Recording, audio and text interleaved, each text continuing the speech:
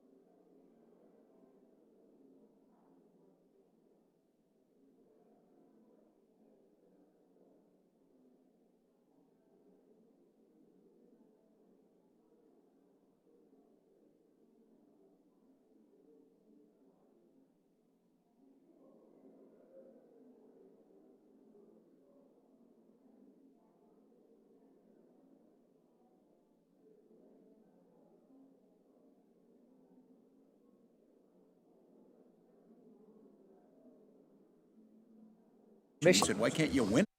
That's even better. So, Good morning. The committee will come to order. This morning we meet to mark up several bills which were noticed earlier this week. I know members and staff have been working feverishly in a bipartisan manner to prepare for this markup, and as a result, some of the timelines for bills and amendments were slipped. Therefore, I ask unanimous consent to waive Committee Rule 3H related to the notice requirements for the notice of bills and amendments already submitted to the clerk without objection, so ordered.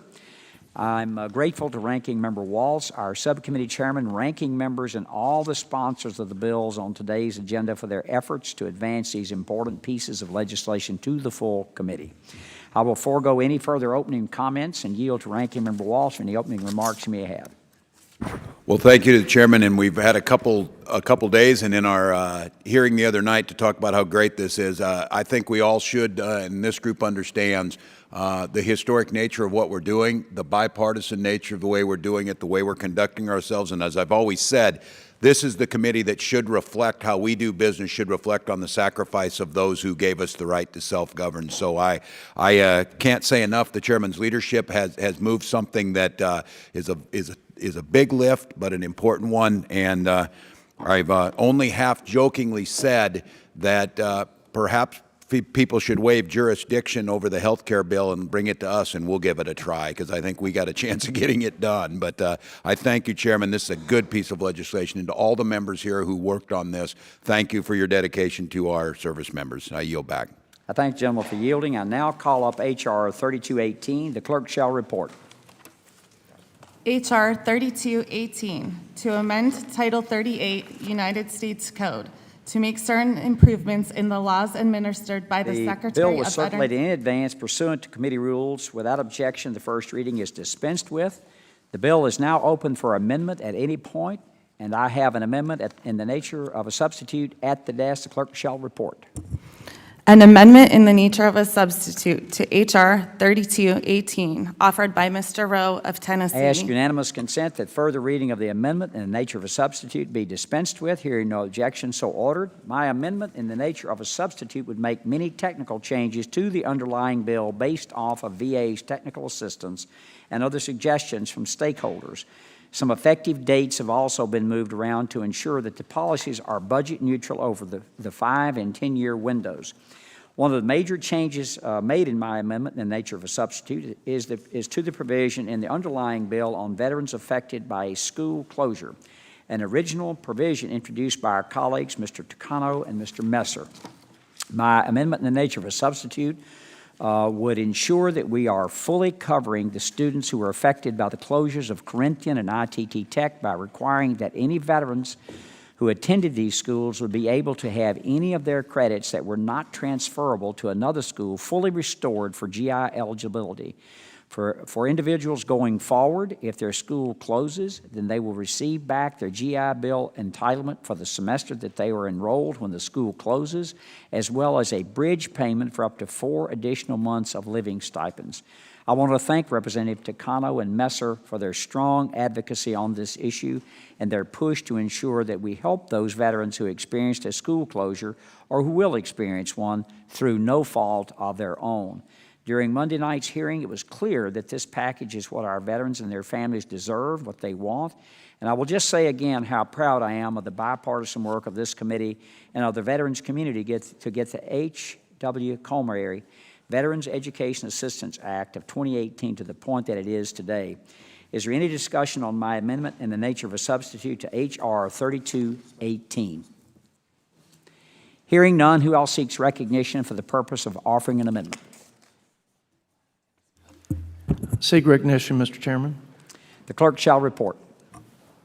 An amendment to the amendment in the nature of a substitute to H.R. 3218, offered by Mr. Arrington of Texas. I issue unanimous consent that further reading of the amendment be dispensed with. Hearing no objection, so ordered. And I now recognize Mr. Arrington for 5 minutes to discuss his amendment to the amendment in the nature of a substitute. I'm going to try to cut this short, Mr. Chairman, and thank you for the recognition, the opportunity to make this amendment. And I want to thank you and the ranking member for all your hard work, bipartisan efforts on the reforms, whether it be with the GI Bill, and I'm excited particularly about this because of my background in higher education as a former vice chancellor. But the VA accountability, the streamlining of the disability claims, this has been one of the most productive Congresses in the House since the Harry Truman administration, and it's because the VA committee under your leadership is leading that train. So thank you guys so much.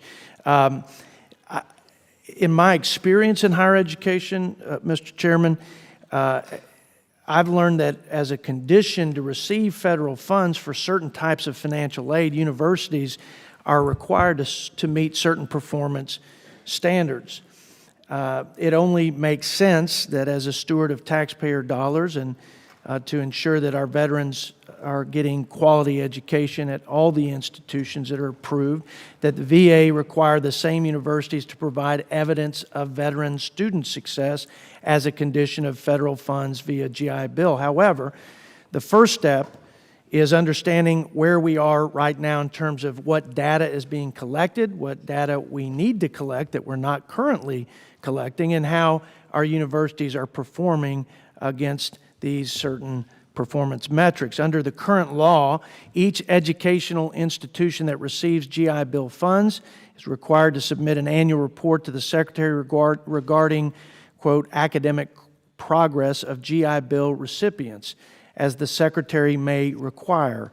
However, there is no reporting timeline, and my amendment simply requires that the VA report this information to Congress by March 1st of each year. The federal government should not be in the business, in my opinion, of picking winners and losers. However, we should incentivize success and reward universities that excel in providing top-notch education and best prepare our vets for job market and civilian life. My amendment will ensure that the VA receives academic progress reports in a timely manner and gives us, as policymakers, the tools and information we need to determine, if it's the will of this committee, whether certain universities can or should receive GI Bill funds. I yield back, Mr. Chairman.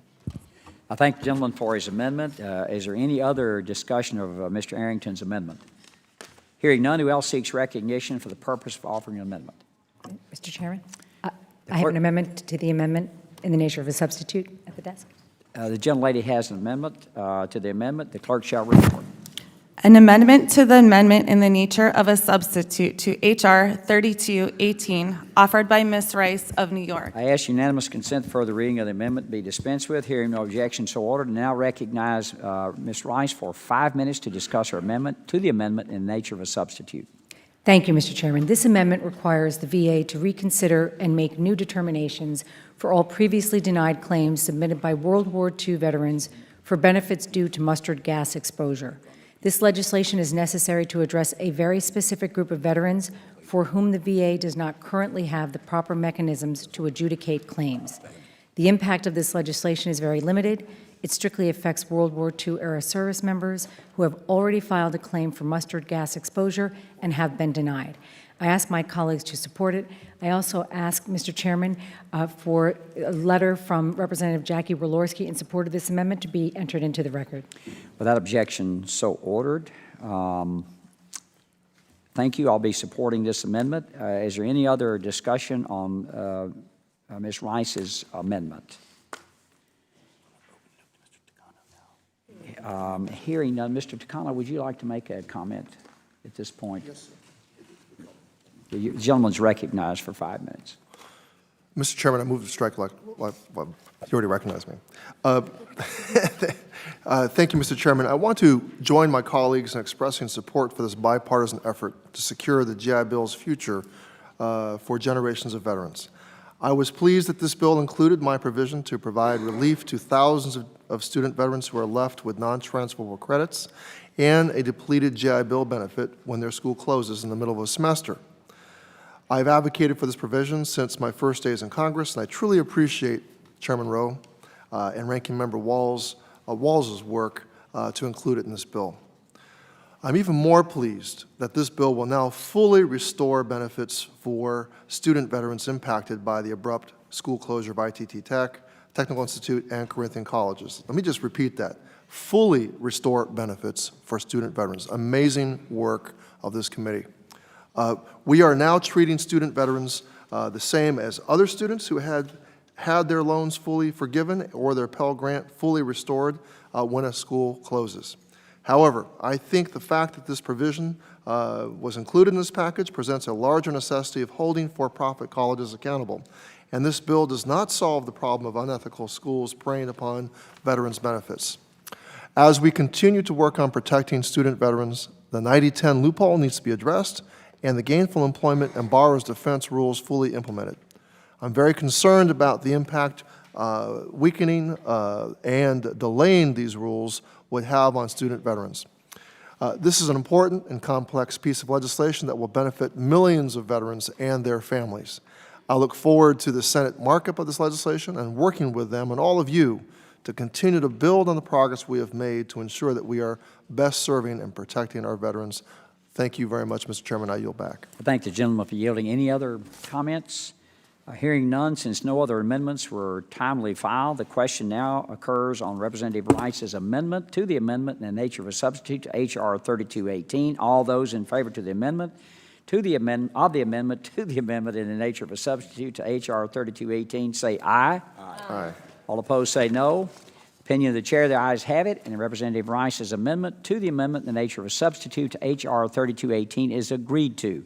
The question now occurs on Representative Arrington's amendment to the amendment in the nature of a substitute to H.R. 3218. All those in favor of the amendment to the amendment in the nature of a substitute to H.R. 3218 say aye. Aye. All those opposed say no. In the opinion of the chair, the ayes have it, and Representative Arrington's amendment to the amendment in the nature of a substitute to H.R. 3218 is agreed to. The question now occurs on my amendment in the nature of a substitute to H.R. 3218 as amended. All those in favor of the amendment in the nature of a substitute to H.R. 3218 as amended say aye. Aye. All opposed say no. In the opinion of the chair, the ayes have it, and my amendment in the nature of a substitute to H.R. 3218 as amended is agreed to. I now recognize Ranking Member Walls for a motion on reporting H.R. 3218 as amended. Mr. Chairman, I proudly move that H.R. 3218 as amended be reported favorably to the House of Representatives. All those in favor say aye. Aye. Aye. All those opposed say no. In the opinion of the chair, the ayes have it. The motion is agreed to, and H.R. 3218 as amended is reported favorably to the House.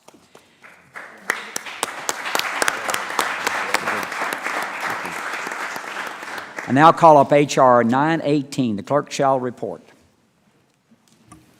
H.R. 918, to amend Title 38 United States Code to direct the Secretary of Veterans Affairs to furnish mental health care. The bill was circulated in advance pursuant to committee rules. Without objection, the first reading is dispensed with. I ask unanimous consent to dispense with the reading of the measure for amendment and to open up the bill for any amendment at any point. Without objection, the bill shall be considered as read for amendment and open for amendment at any point. Who seeks recognition for the purpose of offering an amendment? Mr. Chairman.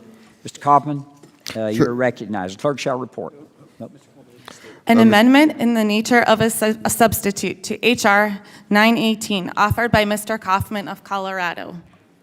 And I will state this, that Mr. Kaufman has an amendment in the nature of a substitute to H.R. 918. Thank you, Mr. Chairman. I ask unanimous consent for further reading, and we've read the amendment. No objection, so ordered. I now recognize Mr. Kaufman for 5 minutes to discuss his amendment in the nature of a substitute. Thank you, Mr. Chairman. The amendment in the nature of a substitute to H.R. 918, the Veterans Urgent Access to Mental Health Care Act, includes the legislative language of my underlining bill that was favorably forwarded by the Subcommittee on Health. I'm grateful to all of the co-sponsors of my bill, including many on this committee. I'm also grateful to Chairman Rowe and all of the work of the committee staff to include my legislation in today's markup. The amendment in the nature of a substitute to H.R. 918 includes the text of my bill as introduced which would authorize urgent mental health care to veterans with an other than honorable discharge as a result of minor misconduct linked to their mental health condition. Due to the nature of their discharge, these veterans are left without access to VA's critical mental health services despite correlations between their illness and minor misconduct. The amendment in the nature of a substitute would also require the Secretary to establish a formal character of service determination process to rightly trigger reviews of the character of discharge for potential eligibility of VA benefits. Lastly, the amendment in the nature of a substitute would include language to offset the cost of providing critical mental health care services to these veterans with an other than honorable discharge. At the time when an average of 20 veterans take their lives daily, it is time we connect the dots between the discharge characterization and mental health so that those veterans can access life-saving mental health care. I urge all of my colleagues to join me in supporting my amendment in the nature of a substitute to H.R. 918, and I yield back the balance of my time. Thank you, and I will be supporting this amendment, Mr. Kaufman. And I want to thank Mike Kaufman for tenaciously staying after this. Mr. Kaufman has served both in the Marine Corps and the U.S. Army. He has seen firsthand soldiers on the battlefield. He is a person who's been there and done that.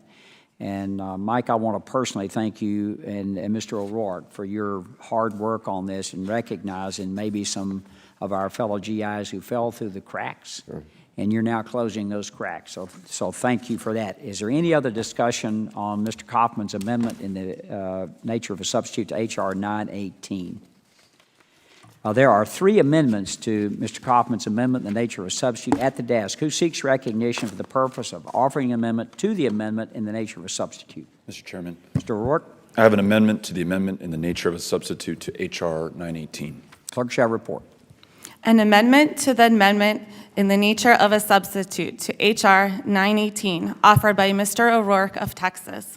I ask unanimous consent further reading be dispensed with. Without objection, so ordered. Mr. O'Rourke, you are now recognized for 5 minutes to discuss your amendment. Thank you, Mr. Chairman. I want to begin where you left off and acknowledge and share my gratitude for Mr. Kaufman's tenacity on this issue and for the staff that works under him that wrote the underlying legislation. I think it is in large part because of his advocacy and his work that we received the excellent news at the beginning of the year that the Secretary of the VA was going to do everything he could within his administrative capacity to help those veterans who have an other than honorable discharge receive the mental health care that will, in many cases, we know, save their lives, and in so many others, improve outcomes and reduce suffering. It is truly the least that we can do, and it is because of primarily Mr. Kaufman's efforts on this.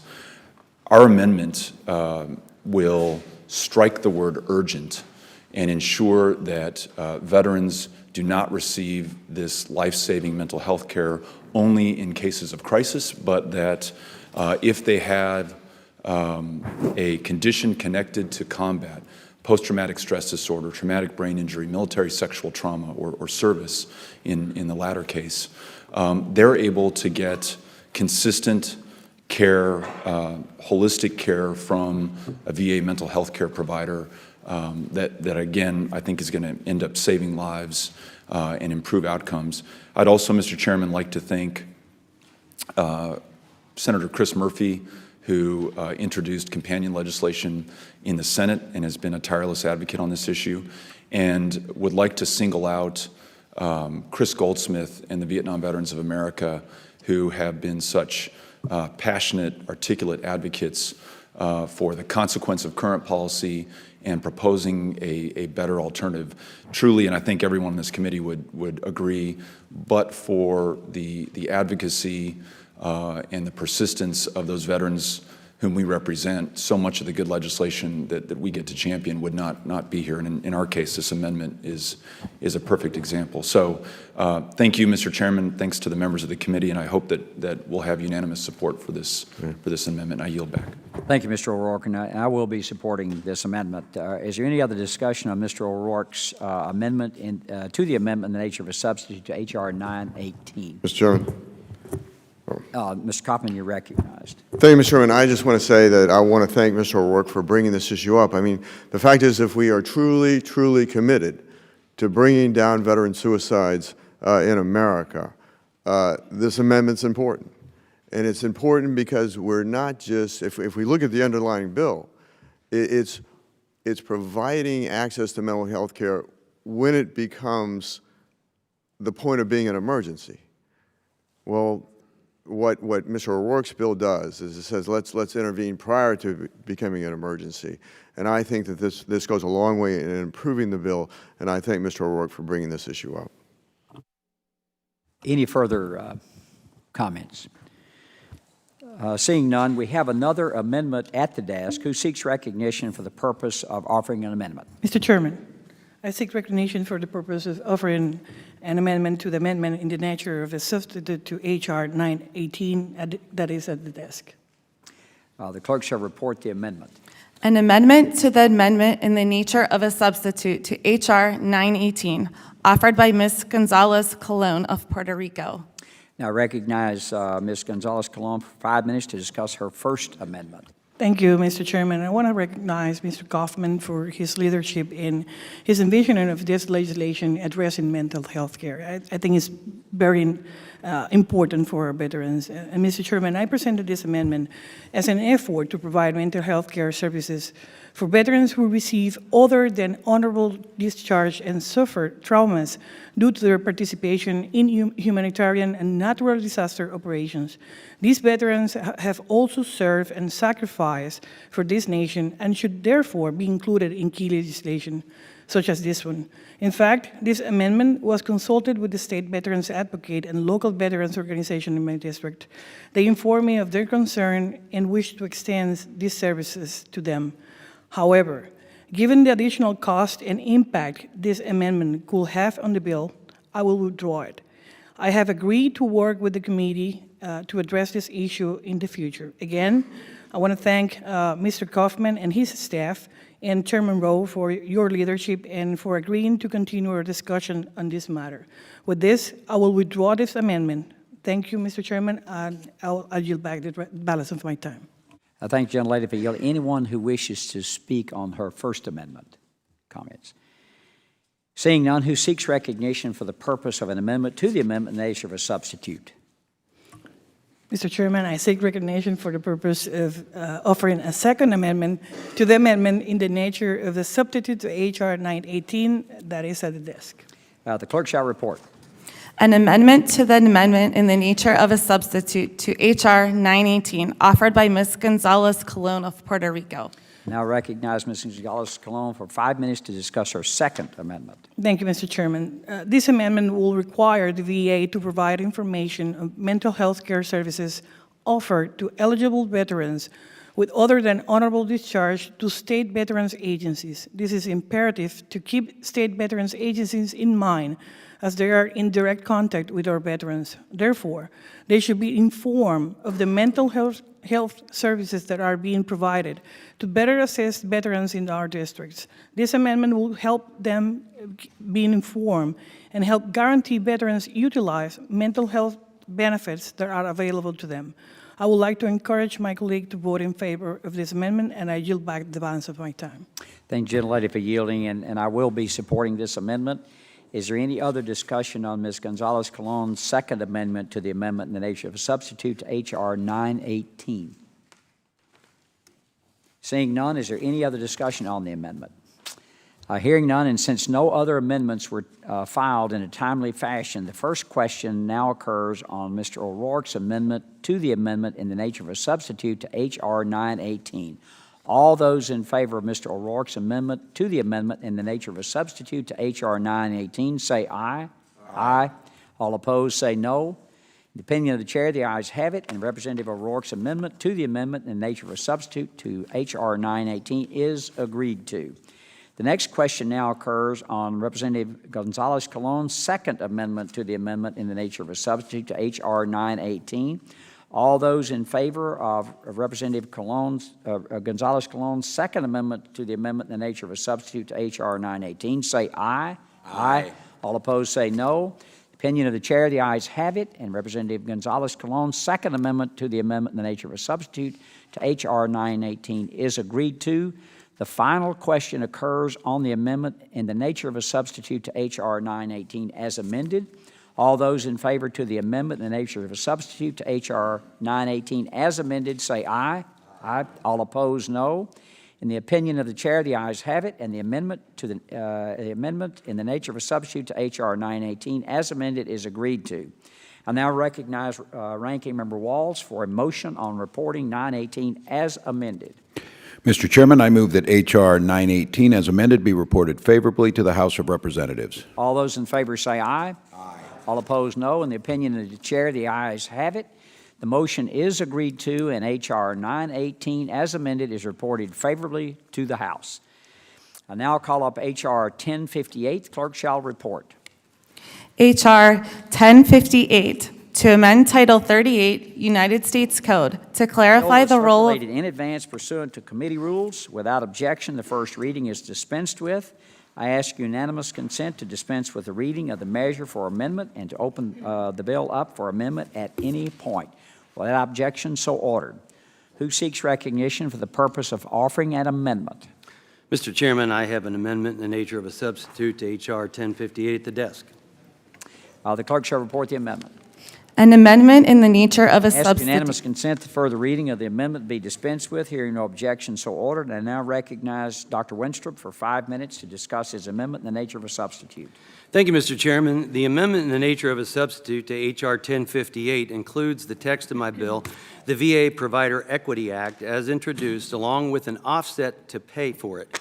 H.R. 1058 would make VA's doctors of podiatric medicine equal to doctors of osteopathy and medical doctors within VA in terms of pay, and ensure that VA podiatrists are eligible for the same promotions and leadership opportunities as other VA physicians. And I yield. Oh, that was quick. There's more to come. I didn't even get relaxed back there. Thank you. I appreciate Dr. Winstrup's action on the matter and will support his amendment in the nature of a substitute. Is there any other discussion on Dr. Winstrup's amendment in the nature of a substitute to 1058? Seeing none, who seeks recognition for the purpose of offering an amendment to the amendment in the nature of a substitute? Mr. Chairman, I have an amendment to the amendment in the nature of a substitute to H.R. 1058. The clerk shall report. An amendment to the amendment in the nature of a Ask substitute. unanimous consent for the reading of the amendment be dispensed with. Without objection, so ordered. And now recognize Dr. Winstrup for 5 minutes to discuss, or 30 seconds, whichever he needs, to discuss his amendment. This is a little longer. Thank you, Mr. Chairman. I have the honor of chairing the Subcommittee on Health, and our committee held a hearing on the need for this bill in May. As articulated by the witnesses at this hearing, including Dr. Robbins, the Chief of Podiatry at the VA, as our veterans return from battle and age, they experience lower extremity injuries and complications that podiatrists are uniquely trained to treat. Yet VA struggles to recruit and retain podiatrists to treat these veterans. These concerns are addressed in this bill, and the need to address this is supported by the Secretary. The VA first established standards for podiatrists in 1976. And podiatric education, training, and practice have advanced considerably since then. Nonetheless, VA's outdated standards have remained unchanged. This will bring VA up to date. This committee passed nearly identical legislation last Congress, and it was subsequently passed by the full House, but unfortunately it was never taken up by the Senate. In part, this is because of an objection that was raised by members of the orthopedic foot and ankle surgeon community who had concerns, not about the premise of the bill, but about the bill's definition of physician at the VA and how the change in eligibility for leadership positions would work in practice. We've spent the past several months working closely with both the podiatrists and the orthopedic surgeons, and we believe the amendment to the nature of a substitute to H.R. 1058 represents language everyone can agree to and have agreed to. Most importantly, my amendment today will give VA the tools it needs to recruit and retain podiatrists to help ensure our veterans receive timely access for medically necessary and appropriate foot and ankle care. This is a bipartisan bill that is co-sponsored by the ranking member of the subcommittee, Representative Brownlee, and Drs. Ralph Abraham and Raul Ruiz, physicians and former members of our committee. It is also supported by the VA, the American Legion, and Disabled American Veterans.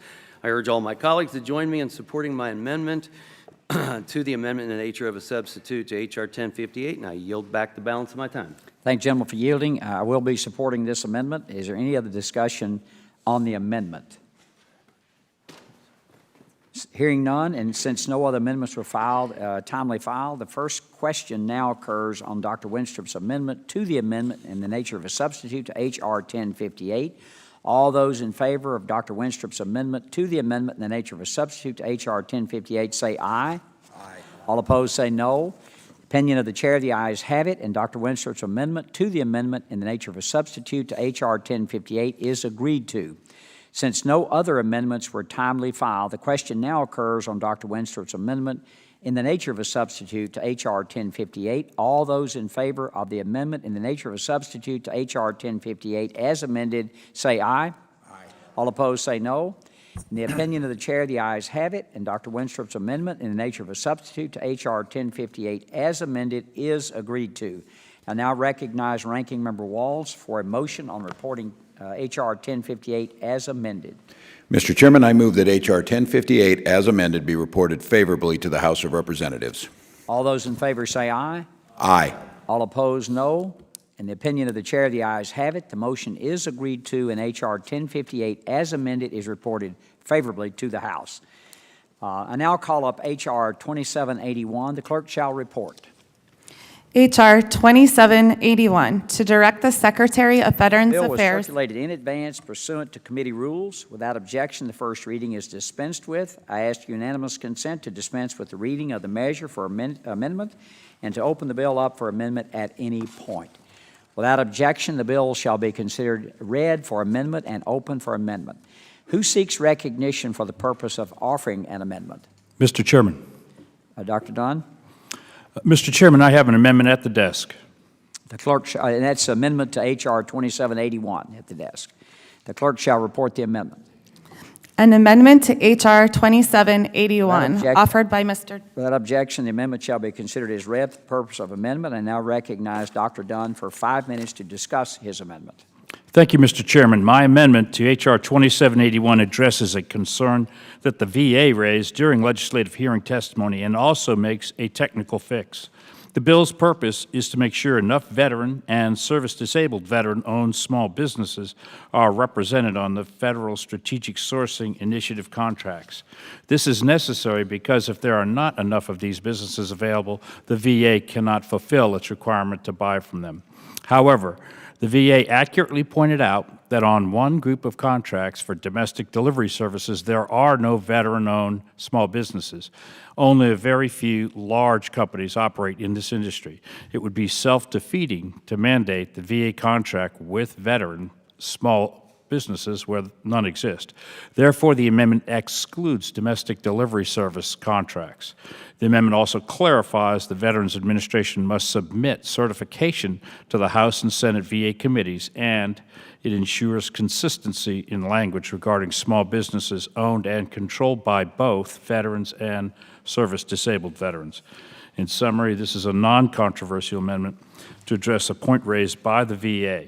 The VFW, the American Legion, the National Veterans Small Business Coalition all support this amendment. I encourage all the members to support the adoption of this amendment, and I yield back the balance of my time. Thank you, Dr. Dunn. I will be supporting this amendment.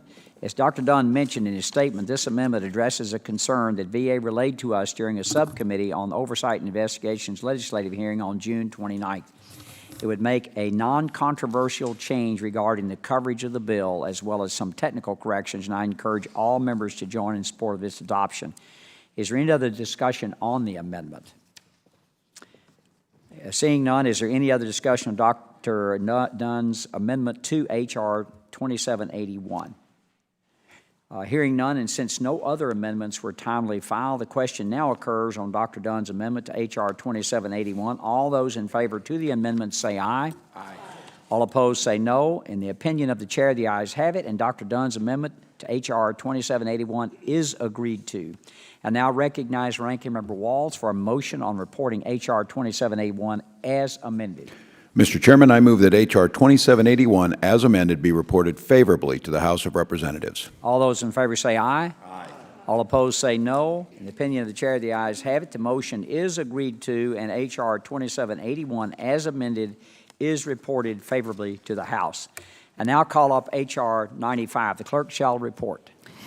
H.R. 95, to amend Title 38 United States Code. The bill was circulated in advance pursuant to committee rules. Without objection, the first reading is dispensed with. I ask unanimous consent to dispense with the reading of the measure for amendment and to open the bill up for amendment at any point. Without objection, the bill shall be considered as read for amendment and open to amendment. Who seeks recognition for the purpose of offering an amendment? Mr. Chairman, I have an amendment in the nature of a substitute at the desk. The clerk shall report the amendment in the nature of a substitute. An amendment in the nature of a substitute to H.R. 95. Without objection, the amendment shall be considered as read. I now recognize Representative Brownlee for 5 minutes to discuss her amendment in the nature of a substitute. Thank you, Mr. Chairman, and thank you for holding today's markup, and thank you for bringing up my bill, the Veterans Access to Child Care Act. It's very important that we continue to support the growing population of women veterans, ensure women veterans are able to access the care they need, and work to break down barriers that may be preventing women veterans from receiving VA health care. One way to do so is through a successful VA pilot program which provides child care assistance to qualified veterans receiving VA care. Since women veterans are more often responsible for caring for their children, lack of convenient and affordable child care can be a barrier for women who need reoccurring mental health care or even intensive care services. When child care in some parts of this country can cost over $20,000 a year, veterans may be forced to choose between caring for their children or getting the health care they need. That's why I introduced my bill to make this pilot program permanent and expand it nationwide. The bill would allow the VA to provide child care services at VA facilities, provide veterans with a stipend for child care, or make direct payments to child care providers for veterans in need of intensive care or mental health treatments. This bill will benefit veterans of all eras. In fact, many older veterans who are caregivers have already benefited from the pilot program, providing a benefit to both female and male veterans. I urge my colleagues to support this bill, and I want to thank my colleagues here today who have introduced legislation intended to improve the lives of veterans and their families. I also want to thank Congressman Brian Higgins from New York, who has been a tireless advocate for this child care program, and also Mr. Clay, who is a co-author of the bill.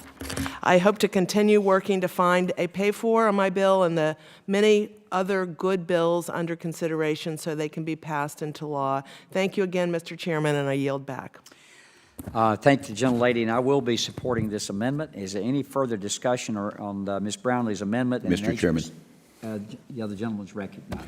Well, thank you. I just wanted to, just for a moment, I want to thank the gentlelady from California. Since she has been in Congress, she served on this committee and has been an unwavering champion of our female warriors and our veterans. And I think this is the type of deep thinking and an understanding of the challenges that some of our veterans face and trying to tackle what it takes to get the care. We do a lot of good things to make that care, put it out there, we fund it, we work together on that, but yet on what are you going to do with your child is a pretty fundamental question that needs to be answered. So I thank the gentlelady for thinking this through, for understanding this issue as well as anyone, and for bringing this forward, and I certainly support the amendment. I yield back.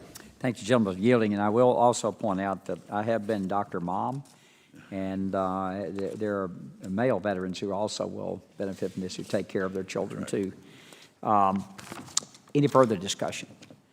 Hearing none, and since no other amendments were timely filed, the question now occurs on Representative Brownlee's amendment in the nature of a substitute to H.R. 95. All those in favor of the amendment say aye. Aye. All opposed say no. In the opinion of the chair, the ayes have it, and Ms. Brownlee's amendment in the nature of a substitute to H.R. 95 is agreed to. Since no other amendments were timely filed, I now recognize Ranking Member Walls for a motion on reporting H.R. 95 as amended. Mr. Chairman, I move that H.R. 95 as amended be reported favorably to the House of Representatives. All those in favor say aye. Aye. All opposed say no. In the opinion of the chair, the ayes have it. The motion is agreed to, and H.R. 95 as amended is reported favorably to the House. I now call up H.R. 3262. The clerk shall report. H.R. 3262, to require the Secretary of Bill was Veterans circulated Affairs. in advance pursuant to committee rules. Without objection, first reading is dispensed with. I ask unanimous consent to dispense with the reading of the measure for amendment and to open the bill up for amendment at any point. Without objection, the bill shall be considered read for amendment and open to amendment. Who seeks recognition for the purpose of offering an amendment? Mr. Chairman, I would like to call up the Custer Amendment in the nature of a substitute to H.R. 3262. Clerk shall report the amendment. An amendment in the nature of a substitute. Without to objection, the amendment shall be considered read for the purpose of amendment. I now recognize Ms. Custer for 5 minutes to discuss her amendment. Thank you, Mr. Chairman. My original bill, the Grow Our Own Directive, would improve veterans' health care by better leveraging our physician assistants. As you know, the profession of the physician assistant, or PA, was started shortly after World War II when a group of Navy corpsmen then served in that conflict developed a new medical profession that would fill the gap between a nurse and a full-fledged doctor. Today, the country and the Veterans Health Administration face a severe physician shortage. These shortages now number in the tens of thousands and especially impact places like my home state of New Hampshire, a medically underserved rural area. Many of our nation's veterans choose to live in places like New Hampshire, and they deserve to have access to the best possible care. My bill would do 3 things. First, it would create a pilot scholarship program dedicated to increasing physician assistants at the VA. This program would provide 250 scholarships over 5 years, would be eligible for only veterans, and would give priority to those veterans who would agree to be employed by the VA in medically underserved and rural areas. Second, it would require the VA to establish better standards for hiring physician assistants. Lastly, the bill would require improved recruitment and retention for PAs and improve their pay to make it competitive to physician assistants in the civilian world. These are important reforms because, as you all know, a recent GAO study found that physician assistants had the highest loss rate of the 5 shortage occupations in the VA. Ensuring the effective use of PAs in the VA means ensuring that the VA can remain agile and effective in its delivery of high-quality health care to our nation's brave men and women. My amendment today would provide funding for these reforms by limiting use of the scholarship program to those who have already depleted their GI Bill. Mr. Chairman, I ask unanimous consent to submit 2 letters of support for the record, one from the Veterans Affairs Physician Assistant Association and the other from the American Academy of PAs. Without objection, so ordered. Thank you. I urge you to honor this venerable and critically important profession by supporting my amendment. I thank my colleagues for their support, and Mr. Chairman, I yield back the balance of my time. Thank you, gentlelady, and I will be supporting this. Is there any other discussion on the amendment? Is there any other discussion on Representative Custer's amendment in the nature of a substitute to H.R. 3262? Hearing none, since no other amendments were timely filed, the question now occurs on Ms. Custer's amendment in the nature of a substitute to H.R. 3262. All of those in favor of the amendment in the nature of a substitute to H.R. 3262 say aye. Aye. All opposed, no. In the opinion of the chair, the ayes have it. And Ms. Custer's amendment in the nature of a substitute to H.R. 3262 is agreed to. Since no other amendments were timely filed, I now recognize Ranking Member Walls for a motion on reporting H.R. 3262 as amended. Mr. Chairman, I move that H.R. 3262 as amended be reported favorably to the House of Representatives. All those in favor say aye. Aye. Aye. All opposed say no. In the opinion of the chair, the ayes have it. The motion is agreed to, and H.R. 3262 as amended is reported favorably to the House. En bloc, we have several non-controversial measures that can be reported to the House unanimously. I now ask unanimous consent to call up H.R. 282, H.R. 1690 as amended, H.R. 2006, H.R. 2749, and H.R. 2772, and consider them en bloc. Hearing no objection, so ordered, the clerk shall report. H.R. 282, to amend the service members. Bills were circulated in advance pursuant to committee rules. I ask the reading of the bills be dispensed with. Hearing no objection, so ordered. Is there any discussion on any of the other bills remaining on the agenda? Since no other members wish to comment on these measures, I now recognize Ranking Member Walz for a motion to report H.R. 282, H.R. 1690 as amended, H.R. 2006, H.R. 2749, and H.R. 2772 favorably to the House. Mr. Chairman, I move that H.R. 282, H.R. 1690 as amended, and H.R. 2006, H.R. 2749, and H.R. 2772 be reported favorably to the House of Representatives. All those in favor say aye. Aye. All those opposed say no. In the opinion of the chair, the ayes have it. The motion is agreed to, and H.R. 282, H.R. 1690 as amended, H.R. 2006, H.R. 2749, H.R. 2772 are reported favorably to the House. Summarizing today's actions, the committee has agreed to report favorably to the House, and this is, I think we can take a lot of pride in this today. H.R. 95 as amended, H.R. 282, H.R. 918 as amended, H.R. 1058 as amended, H.R. 1690 as amended, H.R. 2006, H.R. 2749, H.R. 2772, H.R. 2781 as amended, H.R. 3218 as amended, H.R. 3262 as amended. I ask unanimous consent that the committee staff be authorized to make technical and clerical and conforming changes to the bills reported today. Hearing no objection, so ordered. I ask unanimous consent that all members have 5 legislative days in which to revise and extend their remarks and insert extraneous materials on any of the bills reported favorably today. Hearing no objection, so ordered. I want to thank all the members for their hard work on this bill.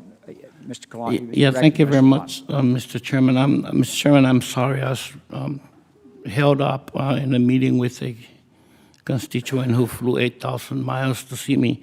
But if I had been here on time, I would have voted aye on H.R. 3218 and H.R. 918. Thank you. Thank you. Since we voted unanimously, you did vote. You just didn't know it. You can take great pride in your vote that you voted on. I want to thank the committee. We had a meeting last night to discuss going forward with choice, and I thought it was a very productive meeting that engaged all the members. And sort of what's planned, I think, for next week, I listened to all the members about what their concerns were, so did Mr. Walz. We would like to proceed with a fully paid for 6 months. It will give us 6 months to do what Mr. Takano was concerned about, not having enough time to discuss or debate the rest of the bill. And in February, I think, is when it'll give us 6 months to hold hearings. We'll look at the rest of it, the leases, the asset review, Dr. Winstrup's bill, I think the retention, the $500 million for all of that will be discussed, and we'll have a full 6 months. And I want to thank you for your input last night, and I think we will come out hopefully with a better product and more time for understanding and more input from other sources. So I thank everyone for that. Mr. Walz, do you have any comments? Well, first of all, again, I would echo those sentiments. That old saying, you shouldn't get patted on the back for what you're supposed to do. In Congress, you should, because it's harder than it might look. This is good work. It's bipartisan work. It does not, as we know, all of us know, and I think the public knows, happen by chance, and it certainly doesn't happen without leadership. And I can't say it enough because I think it's important to recognize it, and I would like to think others may model it. Chairman Rowe's handling of difficult issues, big issues, done in such a inclusive manner. And I want to say a thank you for the fairness and the courtesy that extended to minority members of their bills being included when we do markups is an incredibly important piece of making sure not only our constituents are served, but the trust that gets built up in this committee. We really are tackling those issues that we're asked to do. We're not shying away from those that might be considered controversial, and we're doing work that is going to help improve people's lives. And I'm just proud to stand with you. Appreciate the candidness and the openness of discussing what's happening next on choice and some of those things in a setting that is so rare and it's so refreshing to hear. I think members, all of us, feel included in the decision-making, which means our constituents are included in the decision-making. And so, Mr. Chairman, that's a testament to your leadership. We should all take pride in we're moving something forward that our folks asked for, especially those folks who served us in uniform. So I thank you, and I yield back. I'm not going to mess that up by saying anything. Committee is adjourned.